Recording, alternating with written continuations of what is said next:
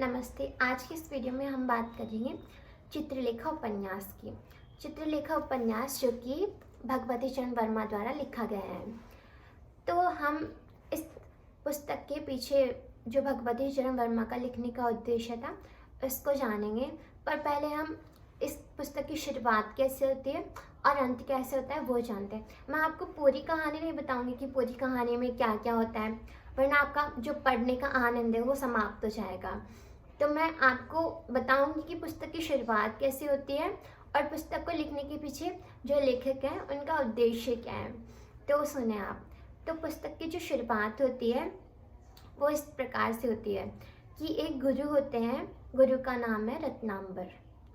उनके दो शिष्य होते हैं, एक होता है श्वेतांक और एक होता है विशाल देव। दोनों की दीक्षा पूरी हो गई होती है। तो दोनों शिष्य गुरु से प्रश्न करते हैं कि गुरुजी पाप क्या होता है। तो जो उनके गुरु रत्नांबर होते हैं वो इस प्रश्न का जवाब देने में सक्षम नहीं होते। वो उनसे बोलते हैं कि पाप की परिभाषा तो मुझे भी नहीं पता, तो तुम जाओ समाज में और इसको पता करके आओ। तो वो अपने दोनों शिष्यों को, श्वेतांक और विशाल देव, दोनों को समाज में भेजता है और जो उसके पुराने शिष्य थे उनके पास भेजता है। श्वेतांक को भेजता है वो बीजगुप्त के पास। बीजगुप्त जो कि समांत और भोग विलासा से लिप्त है। और विशाल देव को भेजता है कुमारगिरी के पास जो कि भोग विलासा से ऊपर है। वो उसने उनके ऊपर विजय पा ली है। तो ऐसे इस कहानी की शुरुआत होती है कि वो इस प्रश्न का पता लगाने के लिए जाते हैं कि पाप क्या होता है। और इस पुस्तक के आगे जाके हम इस कहानी को पढ़ेंगे तो वहाँ पे चित्रलेखा का आगमन होता है। चित्रलेखा बीजगुप्त की बोल दो पत्नी होती है, मतलब क्योंकि वो उसको पत्नी ही मानता है। वो एक दूसरे से प्रेम करते हैं और बीजगुप्त उसी को अपनी पत्नी मानता है। चित्रलेखा का जो इसमें पात्र है वो बहुत ही आकर्षक है। सभी मतलब इस पूरे उपन्यास में बताया कि वो बहुत सुंदर होती है और बहुत ही विदुषी होती है और उसका जो व्यक्तित्व होता है वो बहुत असाधारण और आकर्षित करने वाला होता है। ये चित्रलेखा होती है, उसका ऐसा व्यक्तित्व होता है कि वो इस पुस्तक में बहुत तर्क वितर्क करती है और इसके तर्क वितर्क कहीं ना कहीं सही भी होते हैं। तो आपने देखा कि इस पुस्तक की शुरुआत हुई एक प्रश्न से कि पाप क्या होता है और इस पुस्तक का अंत होता है कि बाद में, कई सालों बाद में, जब वो अब रत्नांबर होता है वो अपने दोनों शिष्यों से पूछता है, विशाल देव और जो उनके दूसरे शिष्य होते हैं श्वेतांग, तो वो उनसे पूछता है कि तुम्हारे अनुसार पाप क्या है। और फिर वो उन दोनों के जो जवाब होते हैं उनको सुनता है और फिर वो अपने शिष्यों को बताता है कि पाप क्या है, इसकी कोई परिभाषा नहीं है, क्योंकि पाप व्यक्ति के दृष्टिकोण की विषमता का ही दूसरा नाम है। क्योंकि पाप और पुण्य कुछ नहीं होता, मनुष्य वही करता है जो उसे करना पड़ता है। क्योंकि जो मनुष्य होता है वो परिस्थितियों के पराधीन होता है। अब मैं ऐसे बोलूँ इसी बात को कि मेरे लिए जो एक बात है या फिर जो एक कार्य है वो पाप है, वो किसी और मनुष्य के लिए पाप नहीं है।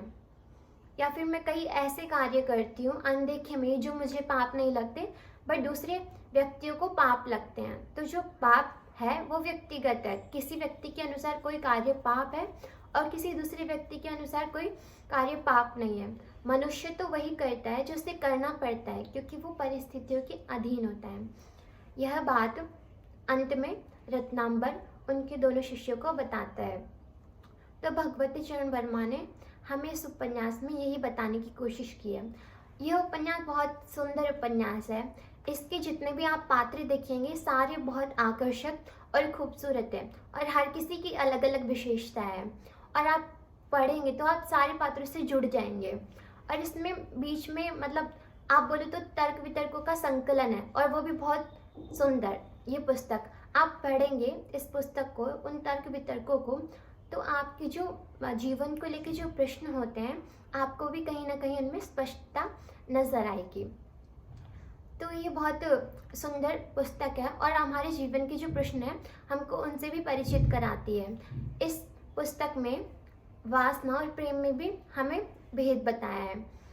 और वो भेद हमें जो हमारे लेखक है भगवती चरण वर्मा, उन्होंने चित्रलेखा पात्र के माध्यम से बताया है। तो हमें बताया है कि प्रेम और वासना में फ़र्क क्या होता है। जो वासना होती है वो क्षणिक होती है और वो पागलपन से भरी हुई होती है, और वासना उतने ही समय में समाप्ति भी हो जाती है, क्योंकि उसी पागलपन के साथ समाप्ति भी हो जाती है। और जहाँ हम प्रेम की बात करें तो प्रेम स्थिर होता है, प्रेम गंभीर होता है, प्रेम इतनी जल्दी समाप्त नहीं होता है।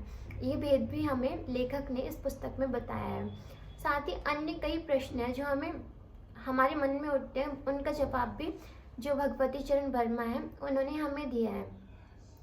उन्होंने इस पुस्तक में कुछ नहीं, बस जो तर्क वितर्कों के माध्यम से पात्रों के उनके जो विचार है जीवन को लेकर, उनके जो अनुभव है वो हमें बताया है, और वो कहीं ना कहीं हमारी ज़िंदगी में प्रयोग भी होते हैं। उनसे हमें जो हम निर्णय लेते हैं हमारी ज़िंदगी में, उसमें भी काफ़ी आसानी हो जाती है। जो इस पुस्तक में तर्क वितर्क बताए गए हैं वो बहुत आनंददायी है, और उनका जो भाव है, जो उनकी शैली देख लें आप, कवित्वमय है, तो उसको पढ़ने में और आनंद आता है।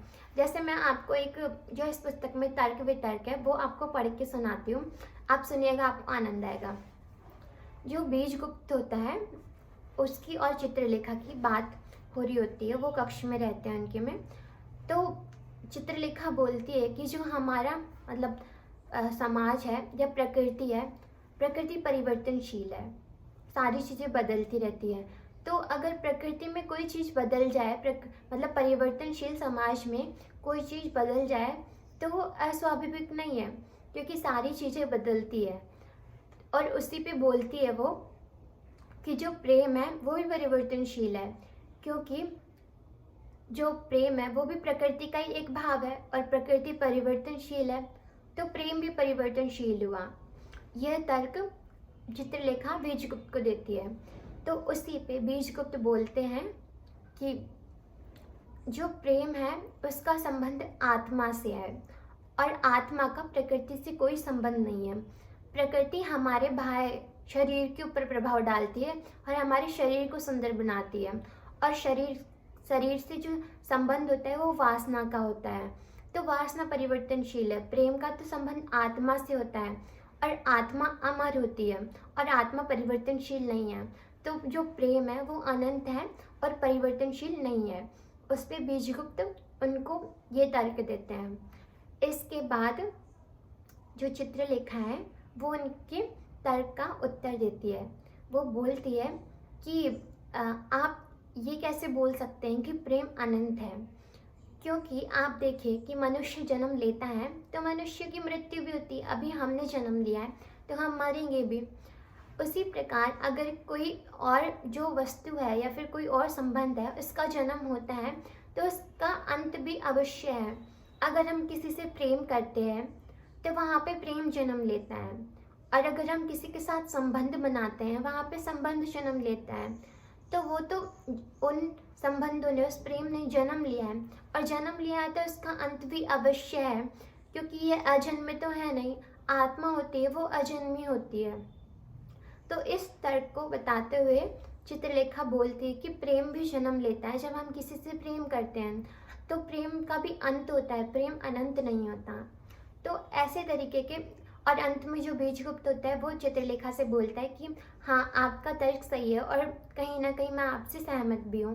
तो ऐसे कई तर्क वितर्क जो हमारे जीवन से संबंधित है वो इस पुस्तक में बताएं, और वो बहुत ही रोचक और आनंददायक लगेंगे आपको, और आपको आपकी ज़िंदगी के बारे में जो थोड़ी बहुत समस्याएं होती हैं निर्णय लेने में, उनको भी कहीं ना कहीं हल करने में आसानी मिलेगी। तो आप इस पुस्तक को पढ़ें, आपको बहुत आनंद आएगा और बहुत अच्छी लगेगी।